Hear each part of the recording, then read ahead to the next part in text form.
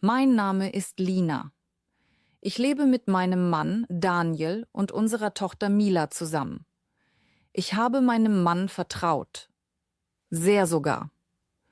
Für mich war er nicht nur mein Mann, sondern auch mein sicherer Ort. Jemand, auf den ich mich verlassen kann.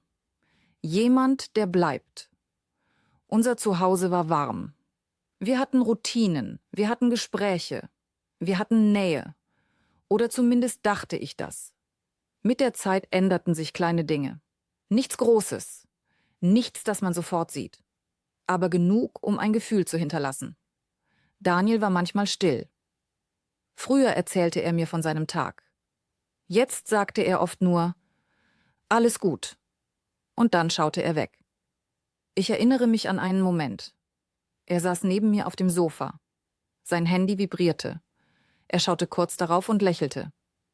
Es war kein großes Lächeln, nur ein kleines, schnelles. Als ich fragte, was es ist, drehte er das Handy leicht weg. Nichts Wichtiges, sagte er. Zu schnell. Ein anderes Mal kam er später nach Hause als geplant. Seine Stimme war ruhig, aber irgendetwas fehlte. Er war da, aber gleichzeitig nicht ganz, als wäre ein Teil von ihm woanders. Ich sah diese Momente. Ich spürte sie. Aber ich sagte nichts. Vielleicht wollte ich es nicht größer machen, als es war. Vielleicht hatte ich Angst, dass sich etwas verändert, wenn ich es anspreche. Also blieb ich still. Ich sagte mir, dass jede Beziehung solche Phasen hat. Dass Menschen sich verändern. Dass das normal ist. Und vor allem sagte ich mir, dass ich ihm vertrauen muss. Denn Liebe bedeutet Vertrauen. Das habe ich immer geglaubt. Ich sah ihn an und dachte, das ist mein Mann. Der Vater meiner Tochter. Der Mensch, den ich gewählt habe. Und ich war mir sicher, dass er mich niemals verletzen würde. Damals wusste ich noch nicht, dass genau dort alles begann. Kurze Pause. Ich hoffe, die Geschichte gefällt dir bis jetzt. Falls du Deutsch nicht nur hören, sondern auch wirklich verstehen und sprechen willst, habe ich ein Buch geschrieben. Kurze, spannende Geschichten auf Deutsch, die dich Schritt für Schritt weiterbringen. Jetzt online erhältlich. Link ist in der Beschreibung oder angepinnt als Kommentar. Und jetzt weiter mit der Geschichte. Viel Spaß! Es war ein Freitagabend. Ich fühlte mich nicht gut und blieb zu Hause. Mein Körper war müde, mein Kopf schwer. Daniel machte sich fertig für eine Feier. Er sagte, es ist der Geburtstag eines Freundes. Ich nickte nur. Hab Spaß, sagte ich leise. Er küsste mich kurz und ging. Die Tür fiel ins Schloss und plötzlich war es still. Zu still. Ich lag auf dem Sofa und schaute an die Decke. Irgendetwas fühlte sich komisch an. Ich konnte es nicht erklären. Es war kein klarer Gedanke, eher ein Gefühl. Leise, aber da. Ich versuchte zu schlafen, aber es ging nicht. Ich drehte mich hin und her. Mein Körper war müde, aber mein Kopf wach. Die Nacht zog sich langsam. Irgendwann schlief ich ein, aber nicht tief. Plötzlich wachte ich wieder auf. Mein Herz schlug schneller. Ich wusste nicht warum. Alles war ruhig, aber in mir war Unruhe. Ich setzte mich auf und hörte in die Stille. Nichts, nur mein eigener Atem. Ich legte mich wieder hin, aber das Gefühl blieb. Am Morgen war alles anders. Daniel saß in der Küche. Er sah mich nicht an. Sein Blick war leer. Mein Herz wurde sofort schwer. »Was ist los?« fragte ich. Meine Stimme war leise. Er sagte nichts. Dann atmete er tief ein. »Ich muss dir etwas sagen«, sagte er. Ich setzte mich ihm gegenüber. Mein Herz schlug schneller. »Was?« fragte ich. Er schaute auf den Tisch. »Ich habe meine Ex-Freundin gesehen«, sagte er. Ich wurde still. »Und?« fragte ich. Dann kam der Moment. »Ich habe sie geküsst.« Für einen Augenblick hörte ich nichts mehr. Alles wurde ruhig. Zu ruhig. »Was meinst du?« fragte ich langsam. Meine Stimme fühlte sich fremd an. Er sagte, es war nur ein Moment, ein Fehler. Er war betrunken. Ich schaute ihn an, aber ich sah ihn nicht wirklich. In meinem Kopf begann etwas zu zerbrechen. Langsam. Still. Ich spürte, wie das Vertrauen Risse bekam. Kleine Risse, die größer wurden. Größer. Nach diesen Worten konnte ich nicht mehr ruhig bleiben. Alles in mir wurde laut. Mein Herz, meine Gedanken, meine Gefühle. »Du hast mich betrogen«, sagte ich. Meine Stimme zitterte. Daniel stand auf und kam einen Schritt näher. »Es war nur ein Kuss«, sagte er schnell. »Nur ein Fehler.« Ich ging einen Schritt zurück. »Fass mich nicht an«, sagte ich sofort. Mein Körper reagierte schneller als meine Gedanken. Er blieb stehen. »Bitte, Lina«, sagte er leise. »Es bedeutet nichts.« Ich schüttelte den Kopf. »Doch«, sagte ich. »Es bedeutet alles.« Meine Augen brannten. Tränen liefen über mein Gesicht. Ich fühlte Wut. Aber darunter war etwas anderes. Schmerz. Tiefer Schmerz. »Du hattest eine Wahl«, sagte ich. »Und du hast dich gegen mich entschieden.« Meine Stimme wurde lauter. Ich konnte nicht mehr ruhig sprechen. Er versuchte weiter zu erklären. Immer wieder dieselben Worte. Fehler. Alkohol. Es tut mir leid. Aber nichts davon änderte etwas. Ich sah ihn an und erkannte ihn nicht mehr. Dieser Mann war nicht mehr der, den ich kannte. Nicht mehr der, dem ich vertraut habe. Ich ging zur Tür und öffnete sie. »Geh«, sagte ich. Er bewegte sich nicht. »Lina, geh jetzt«, wiederholte ich. Dieses Mal war meine Stimme fest. »Klar.« Er sah mich lange an. Dann nahm er langsam seine Sachen. Jeder Schritt fühlte sich schwer an. Als er an mir vorbeiging, sagte ich nichts mehr. Ich konnte nichts mehr sagen. Die Tür fiel zu. Und dann war es still. Ich stand mitten im Raum. Mein Körper fühlte sich leer an. Ich ging langsam durch das Haus. Alles war noch da. Die Möbel, die Bilder, die Erinnerungen. Aber nichts fühlte sich gleich an. Alles war kalt, fremd. In der Nacht lag ich im Bett und starrte an die Decke. Ich konnte nicht schlafen. Meine Gedanken liefen immer wieder zurück zu diesem Moment, zu seinen Worten, zu diesem Kuss. Ich drehte mich zur Seite, dann wieder zurück. Es half nichts. Die Stille war laut, zu laut. Und zum ersten Mal fühlte ich mich wirklich allein. Die Tage danach waren still, aber nicht wirklich ruhig. Mein Handy lag neben mir und es vibrierte immer wieder. Daniel schrieb mir. Jeden Tag. Nachrichten voller Entschuldigung. Es tut mir leid. Ich liebe dich. Bitte gib mir noch eine Chance. Ich las seine Worte, aber sie fühlten sich weit weg an. Als wären sie nicht für mich. Als wären sie nur leere Sätze. Manchmal hielt ich das Handy in der Hand und starrte lange auf den Bildschirm. Ich wollte antworten. Ein Teil von mir wollte es. Aber ich konnte nicht. Dann rief seine Mutter an. Ich ging ran, weil ich wusste, dass sie nicht aufhören würde. Ihre Stimme war ruhig, fast zu ruhig. »Lina, du darfst nicht so hart sein«, sagte sie. Ich blieb still. »Männer machen Fehler«, fuhr sie fort. »Das ist nichts Neues.« Ihre Worte trafen mich, aber nicht so, wie sie es wollte. »Ein Fehler?«, fragte ich leise. »Das war kein Fehler.« Sie seufzte. »Du musst an Mila denken«, sagte sie. »Ein Kind braucht seinen Vater.« Diese Worte blieben in meinem Kopf hängen. Ich wusste, dass sie recht hatte. Mila liebte ihren Vater. Und Daniel liebte sie auch. Das konnte ich nicht leugnen. Aber das machte alles nur schwerer. Ich saß oft am Fenster und dachte nach. Stundenlang. Ich liebte ihn noch. Das war die Wahrheit. Dieses Gefühl war nicht einfach weg. Es war noch da. Leise, aber stark. Aber gleichzeitig war etwas anderes verschwunden. Vertrauen. Und ohne Vertrauen fühlte sich alles falsch an. Ich fragte mich immer wieder dieselbe Frage.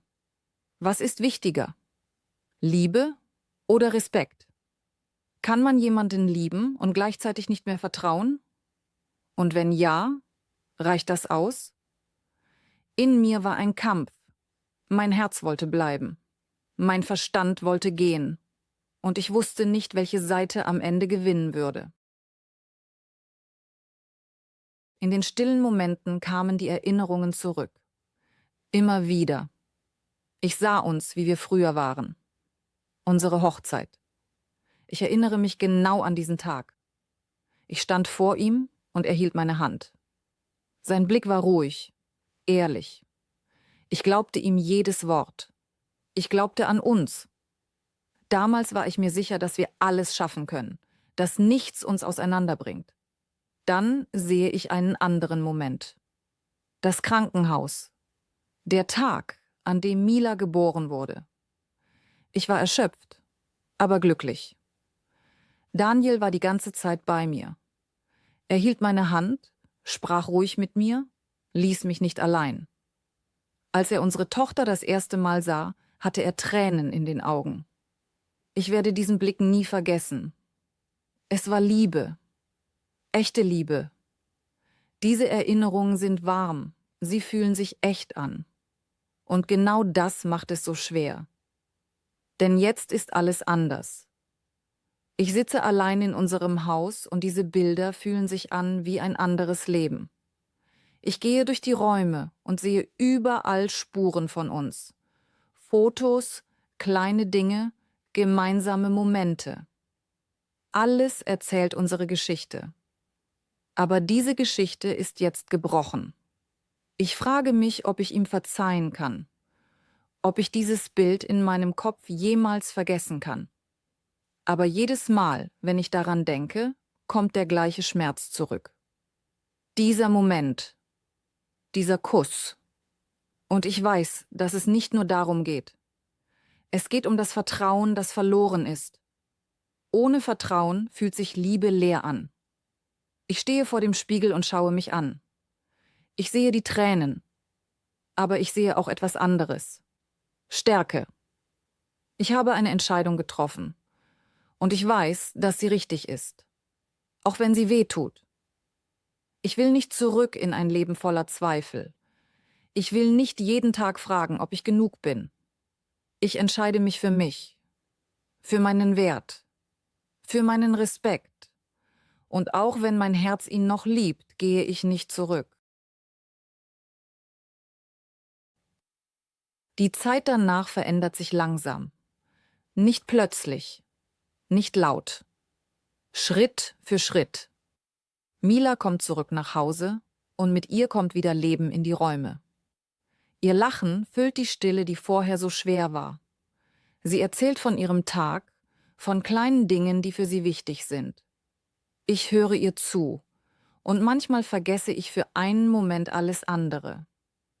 Wir stehen morgens zusammen auf. Ich mache Frühstück. Sie sitzt am Tisch und malt oder erzählt. Es sind einfache Momente, aber sie fühlen sich ehrlich an. Echt. Unser Alltag wird ruhiger. Kein Streit, keine lauten Stimmen, keine Unsicherheit, aber auch keine große Freude. Es ist ein leises Leben, ein Leben ohne Chaos. Ich gehe oft mit Mila spazieren. Wir reden, wir lachen manchmal. Sie nimmt meine Hand und ich spüre, dass ich nicht allein bin. Das gibt mir Kraft. Trotzdem gibt es Abende, an denen die Stille zurückkommt.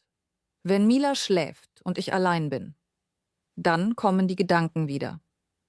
Ich sitze im Wohnzimmer und schaue einfach vor mich hin. Ich denke an früher, an uns, an alles, was war. Aber es fühlt sich weiter weg an als vorher. Nicht mehr so nah, nicht mehr so stark. Ich beginne mich selbst wieder zu spüren. Ich treffe kleine Entscheidungen nur für mich, was ich esse, wohin ich gehe, wie ich meinen Tag gestalte. Es sind kleine Dinge, aber sie gehören mir. Und mit der Zeit merke ich, dass ich stärker werde. Nicht laut, nicht sichtbar, aber tief in mir. Ich brauche niemanden mehr, um mich sicher zu fühlen. Ich beginne zu verstehen, dass Ruhe auch etwas Wertvolles ist. Auch wenn sie nicht glücklich macht, gibt sie mir Klarheit. Und aus dieser Klarheit wächst etwas Neues. Etwas, das ich lange nicht gespürt habe. Stärke. Daniel bleibt ein Teil unseres Lebens. Nicht als mein Mann, aber als Vater von Mila. Er kommt regelmäßig. Er holt sie ab, bringt sie zurück, bleibt manchmal kurz stehen. Am Anfang halte ich Abstand. Ich spreche nur das Nötigste mit ihm. Kurz, ruhig, ohne Gefühle. Aber mit der Zeit fällt mir etwas auf. Er ist anders, ruhiger als früher. Früher hat er viel geredet, sich oft erklärt. Jetzt spricht er weniger. Aber wenn er etwas sagt, klingt es ehrlich. Er macht keinen Druck mehr. Er bittet mich nicht mehr jeden Tag um eine zweite Chance. Er wartet einfach. Und dieses Warten fühlt sich anders an als früher. Respektvoll. Ich sehe, wie er mit Mila ist. Geduldig. Ruhig. Er hört ihr zu. Wirklich zu. Er bringt ihr kleine Dinge mit. Keine großen Geschenke. Ein Buch, das sie mag. Eine kleine Geschichte. Ein Moment. Ich beobachte das oft aus der Ferne, ohne dass er es merkt. Und ich sehe, dass es echt ist. Er versucht nicht perfekt zu sein. Er versucht einfach da zu sein. Eines Tages bleibt er nach dem Bringen etwas länger stehen. »Wie geht es dir?« fragt er leise. Eine einfache Frage. Früher hätte ich sie ignoriert. Aber diesmal nicht. »Gut«, sage ich. Und es stimmt. Wir stehen einen Moment still da. Es ist keine unangenehme Stille. Es ist ruhig. Fast normal. Und genau das verunsichert mich. Denn etwas in mir beginnt sich zu bewegen. Ganz leise. Ich frage mich, ob ich mich täusche. Oder ob er sich wirklich verändert hat. Kann ein Mensch sich wirklich ändern? Kann jemand aus einem Fehler lernen? Ich habe keine Antwort. Aber ich merke, dass mein Herz nicht mehr ganz verschlossen ist. Nicht mehr so fest wie vorher. Und das macht mir Angst.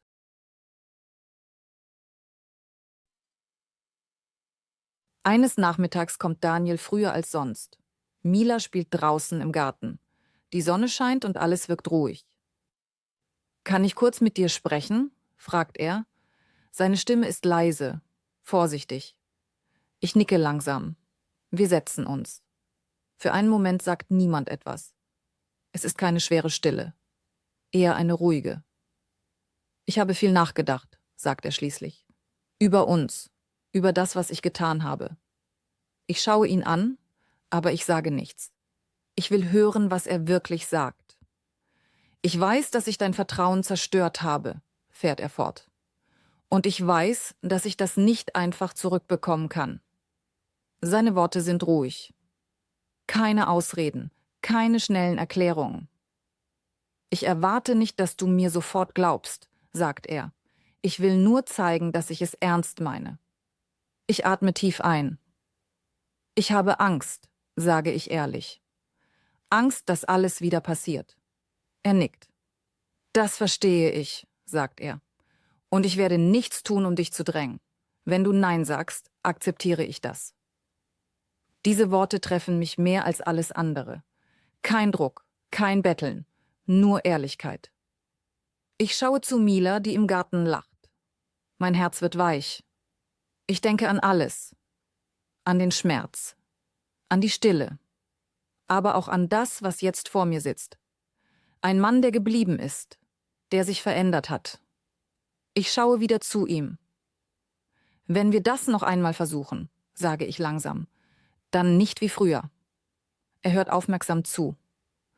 »Vertrauen kommt nicht einfach zurück«, fahre ich fort. »Es muss wachsen. Schritt für Schritt.« Er nickt sofort.